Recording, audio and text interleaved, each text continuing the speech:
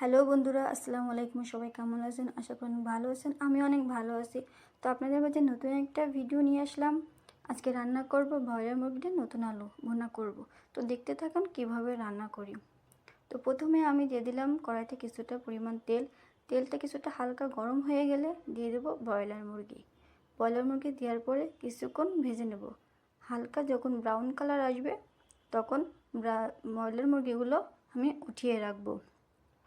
তারপরে একই তেলে দিয়ে দেব আলুটাও কিছুক্ষণ ভেজে নিব। হালকা ব্রাউন কালার হলে আলুটাও তুলে নেব। এরপর দিয়ে দেবো একটা কড়াইতে দিয়ে দেবো কিছুটা পরিমাণ তেল। তাতে দিয়ে দেবো একটু লবণটা দিলে তেলটা ছুটবে না। তারপরে দিয়ে দিলাম কিছুটা পেঁয়াজ কুচি।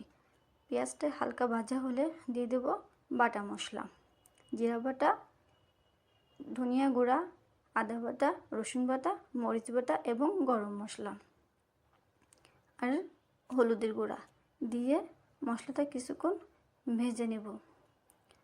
কিছুক্ষণ ভালোভাবে কষিয়ে নেওয়ার পরে যখন তেল উঠবে তখন দিয়ে দেব একটু পানিটা দেওয়ার পরে আরও কিছুক্ষণ কষিয়ে নেব।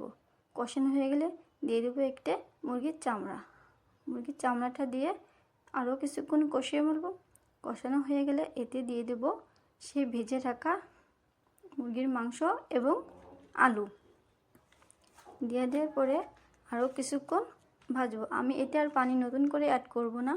যে পানি দিছি সেই পানিতে আমি মুরগির মাংসটা কষিয়ে নেব, কারণ মুরগির মাংসটা ভাজা আছে, এই জন্য বেশি পানি দেওয়া লাগবে না। তো দেখুন আমি ভালোভাবে কষিয়ে নিচ্ছি মুরগির মাংসটা। এভাবে কিছুক্ষণ কষিয়ে নিয়ে যখন তেল ওঠা ভাব আসবে তখন আমি ঝোলের পানিটা দিয়ে দেবো। এবার আমি মুরগির মাংসটা ঢেকে দিলাম। দেখুন ওঠানোর পরে এবার মুরগির মাংস থেকে অনেকটা তেল বেরিয়ে আসছে। এবার দিয়ে দেবো আমি এতে কিছুটা পরিমাণে গরম পানি অ্যাড করার পরে দিয়ে দেবো, ঢেকে রাখবো আরও কিছুক্ষণ। ঝোলের পানি দেওয়ার পরে বেশ কিছুক্ষণ ঢেকে রাখার পরে এবার দেখেন কিছুটা পরিমাণ মুরগির মাংস থেকে ঝোলটা কমে গেছে।